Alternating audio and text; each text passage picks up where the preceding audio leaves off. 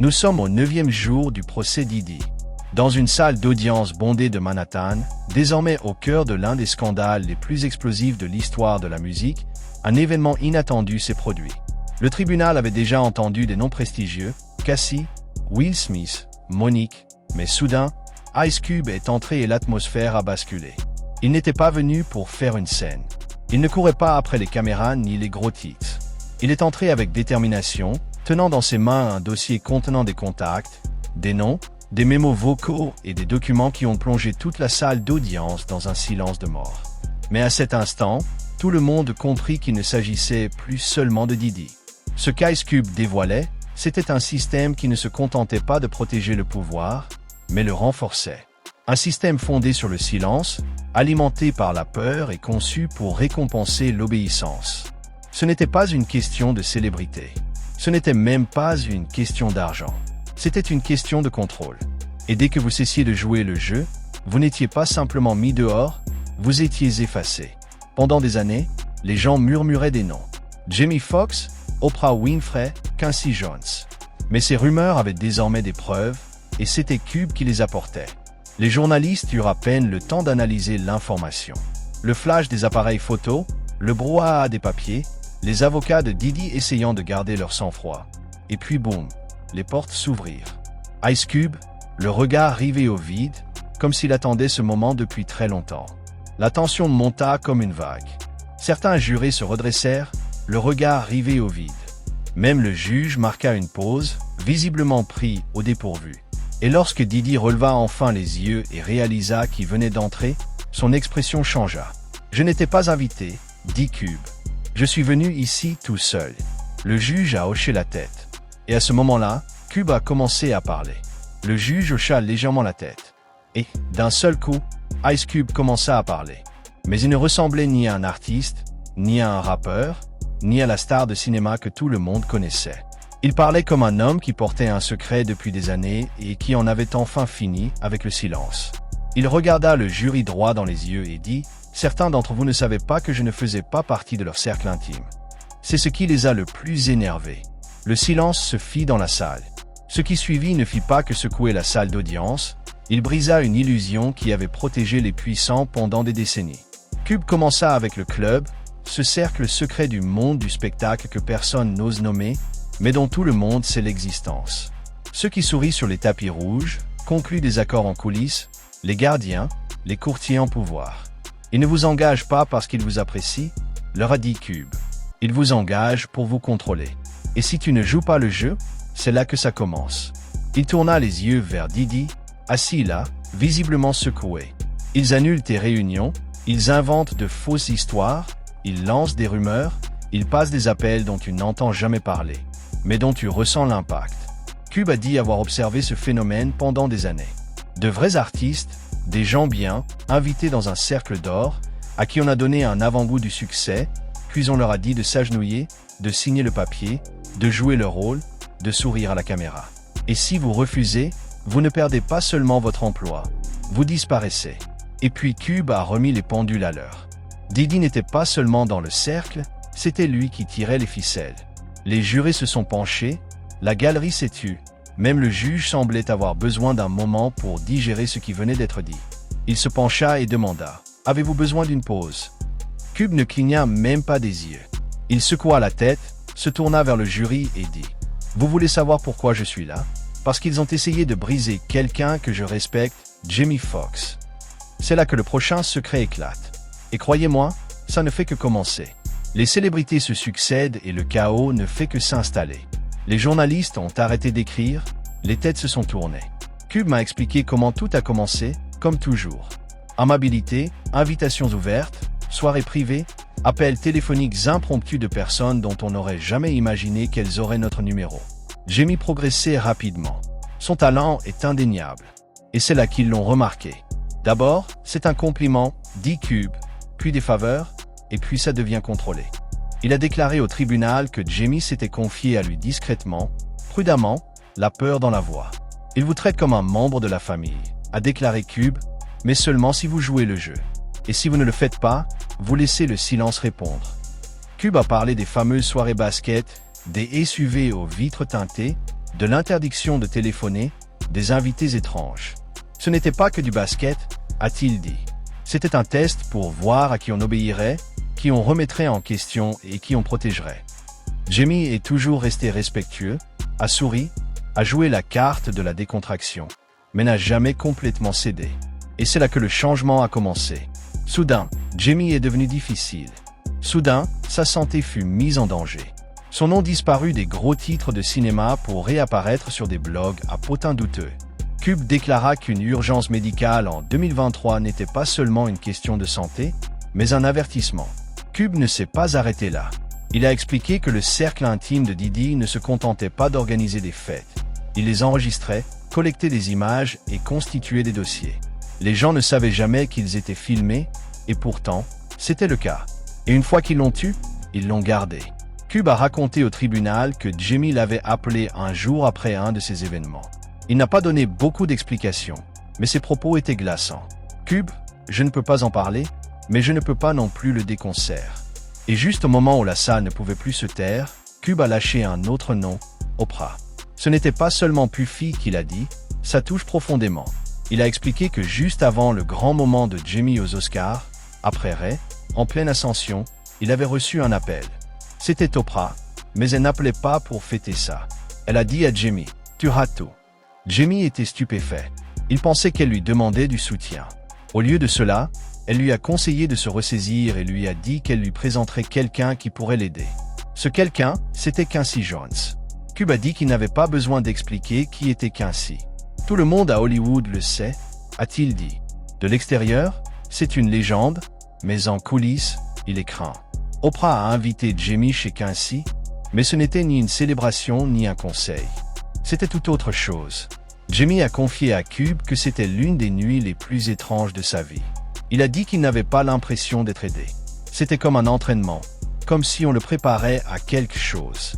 Cube a dit que Jamie n'avait jamais vraiment expliqué ce qui s'était passé cette nuit-là, mais son regard quand il a essayé, c'était suffisant.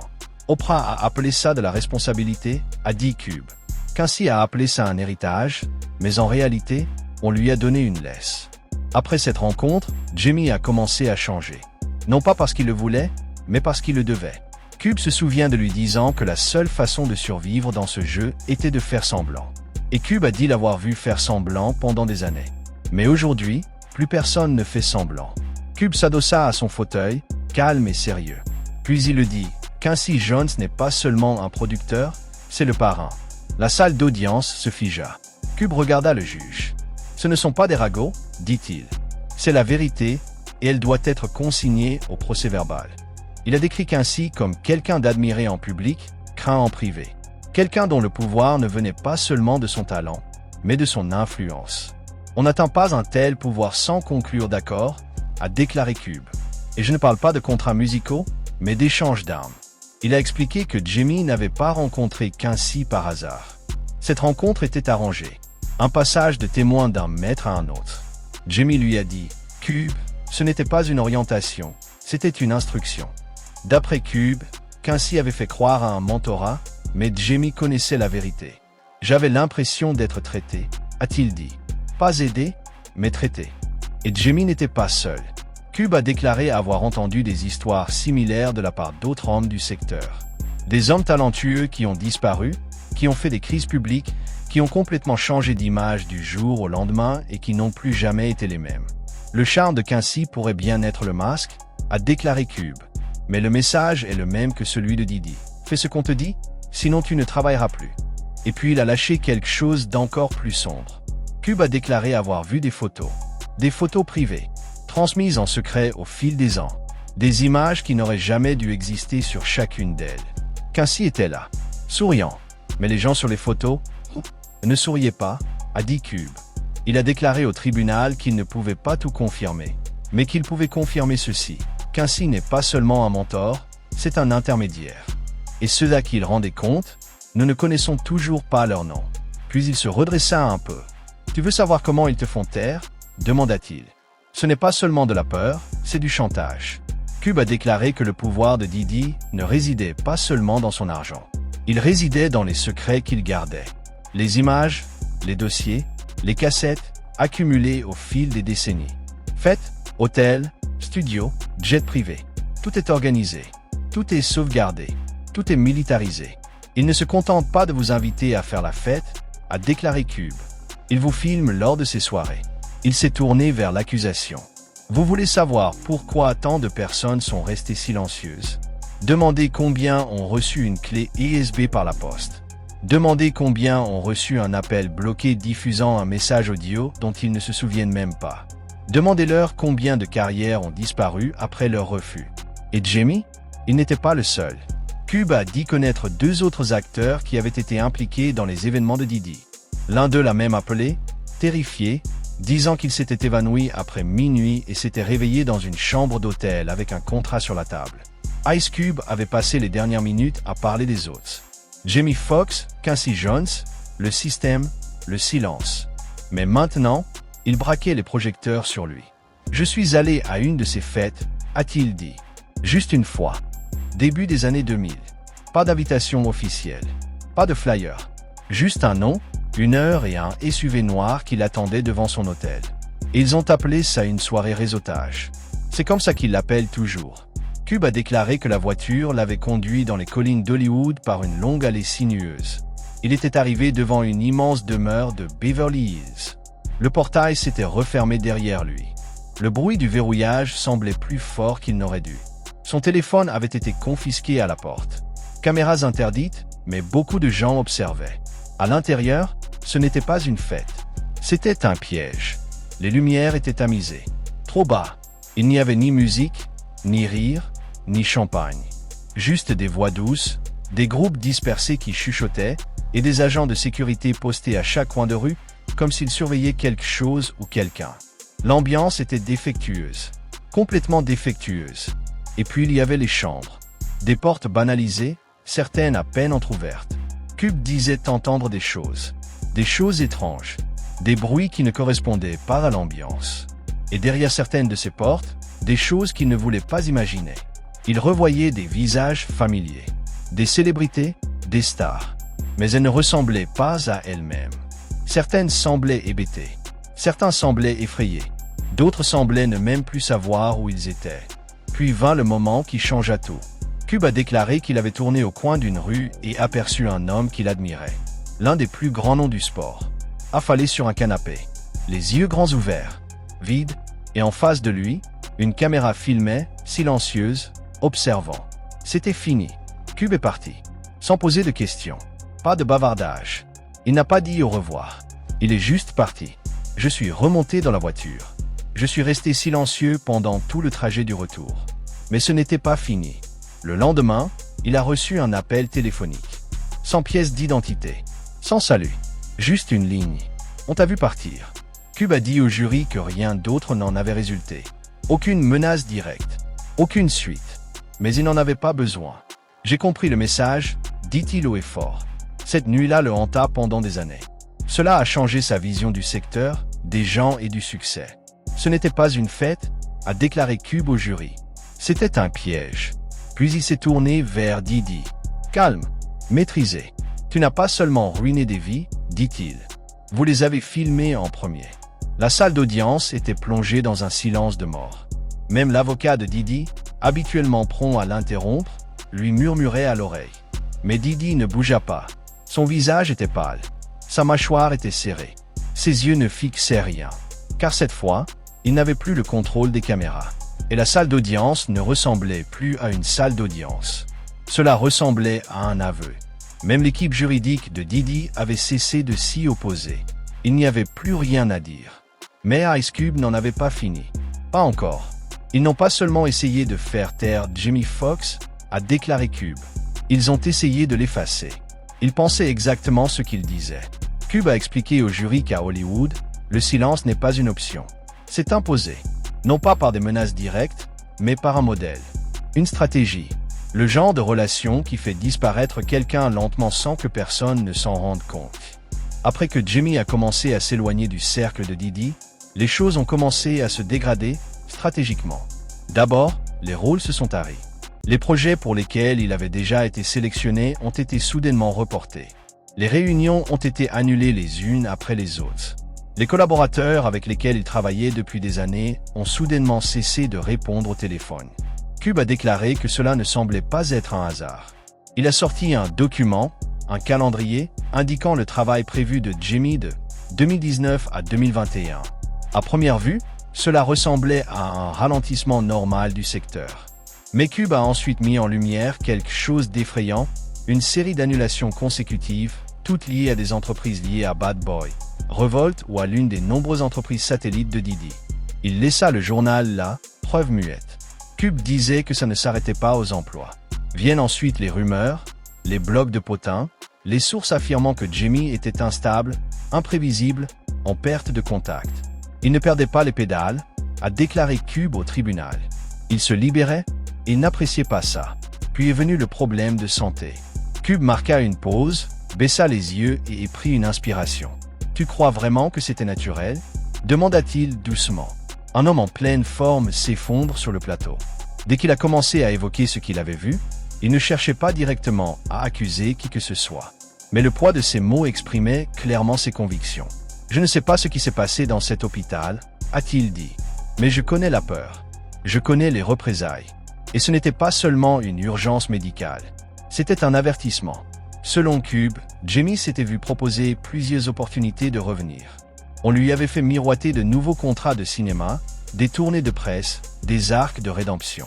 Il n'avait qu'à jouer le jeu, serrer des mains, sourire, faire comme si de rien n'était. Mais Jimmy a refusé. Et c'est là que la situation a dégénéré. C'est à ce moment-là qu'ils ont essayé de le remplacer, a déclaré Cube. C'est à ce moment-là que les rumeurs de clones ont commencé. Les gens ont commencé à tout remettre en question.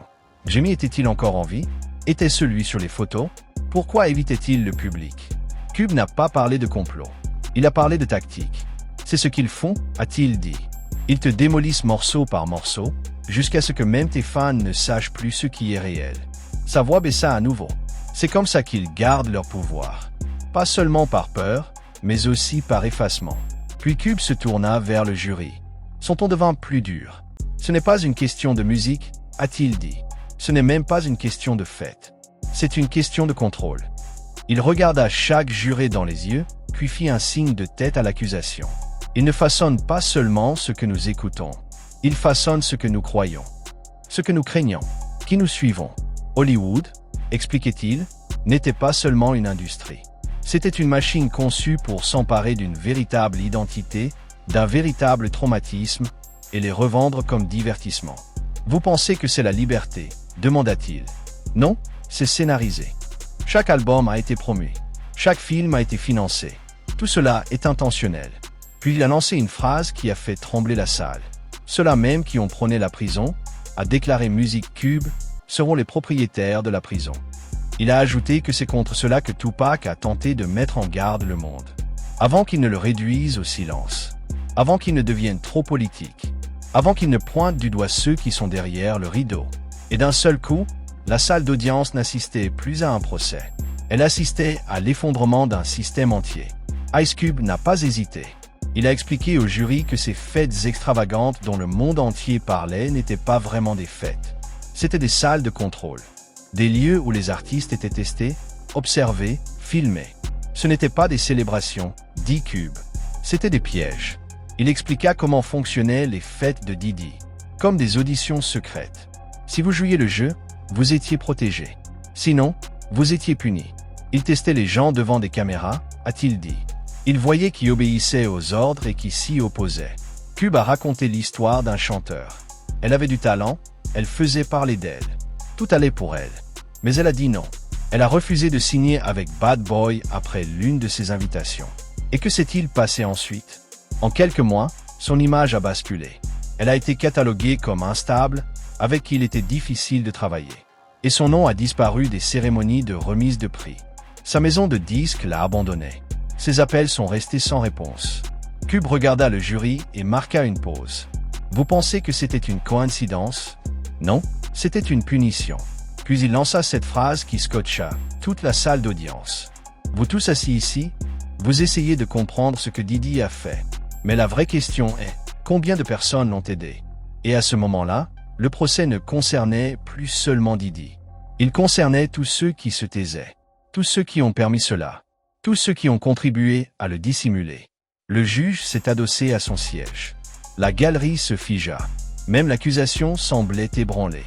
Ce n'était plus un procès de célébrité. Ce n'était pas seulement le système qui lui avait permis de prospérer. C'était aussi ceux qui l'avaient soutenu, protégé et maintenu en vie. Le juge a demandé à Ice Cube s'il avait un dernier mot. Il n'hésita pas. Il se leva lentement, quitta la barre et se dirigea vers le centre de la salle d'audience. Sans se presser. Pas pour le spectacle. Comme si chaque pas avait un sens. Il regarda Didi droit dans les yeux. « Tu as bâti un royaume grâce au silence des autres, dit-il. Tu as appelé ça du succès, mais c'était de l'esclavage. » Didi ne bougea pas. Il fixait le vide, figé, pâle. Mais Cube ne reculait pas. On n'organisait pas des fêtes comme ça. Vous avez construit des prisons émotionnelles, des prisons psychologiques. Et tu les as remplies de gens qui se croyaient célébrés, mais qui étaient en réalité observés, contrôlés et exploités. Sa voix ne tremblait pas. Elle devenait plus ferme à chaque mot. « Tu as brisé des gens, dit-il. Et puis tu as filmé. » Cube se détourna de Didi et fit face à la galerie. À tous les artistes qui regardent ça, à tous les nouveaux venus qui veulent devenir quelqu'un, comprenez ceci. Avant de vous donner les clés de votre rêve, ils vous demanderont quelque chose en retour. Parfois, votre voix. Parfois, ta dignité. Parfois, tout. Il scruta la pièce. Et quand on réalise ce qu'on a abandonné, il est déjà trop tard. Puis Cube s'est arrêté et a dit quelque chose qu'il n'avait pas dit de la journée. J'avais peur. La pièce était silencieuse. J'avais peur, car je savais ce que j'avais vu. Ce que j'avais entendu. Ce à quoi j'avais été invité. Et je suis resté silencieux. Parce que je pensais que si je ne disais rien, on me laisserait tranquille. Il regarda le jury. Mais le silence ne protège pas. Il ne fait que retarder les dégâts. Puis il a dit clairement. Le silence fait de vous un collaborateur. Il a fouillé dans le dossier qu'il avait apporté. J'ai sorti une seule photo. C'était moi. 1991. Œil droit. Je pensais pouvoir changer le jeu. Je pensais pouvoir créer sans me perdre. Il fixa la photo un instant. Puis la brandit. Cette version de moi-même, il dit qu'il n'y était pas parvenu. Et puis l'a déchirée en deux. Mais celui qui est là maintenant, celui qui est venu témoigner, il n'a plus peur d'aucun d'entre vous. La salle était plongée dans un silence de mort. Même l'équipe juridique de Didi avait cessé de s'y opposer. Les journalistes avaient arrêté de taper. Les jurés avaient cessé de cligner des yeux. Cela ne ressemblait plus à un procès. C'était plutôt à des funérailles. Pour le silence qui protégeait autrefois le système. Cube retourna à la barre. Il déposa soigneusement la photo déchirée sur le dossier. Puis il leva les yeux vers le juge. « Je ne sais pas ce que tu vas faire de tout ça. Mais maintenant, tu ne peux plus faire semblant de ne rien avoir entendu. Maintenant, tu sais. Vous tous. » Il se tourna vers Didi une dernière fois. « Vous pensiez que personne ne réagirait. Vous pensiez que tout le monde était effrayé ou enterré. Mais le silence est désormais rompu. La porte que vous avez verrouillée si longtemps, elle est grande ouverte. » Puis Cube est descendu de la barre. Il n'a pas regardé la presse. Il n'a pas jeté un coup d'œil au jury. Il s'avança vers l'autel comme un homme qui vient de redire toutes les vérités qu'il portait en lui depuis des décennies. Et juste avant d'atteindre la sortie, il se tourna légèrement et dit « Ils n'ont pas tué Jimmy. Ils ne m'ont pas tué. Ils nous ont simplement fait entendre plus fort. » Et sur ces mots, il a quitté la salle d'audience. Mais il n'a pas laissé derrière lui que des témoignages. C'était un avertissement, un tournant, et le début d'une tempête que personne dans cette salle n'oubliera jamais.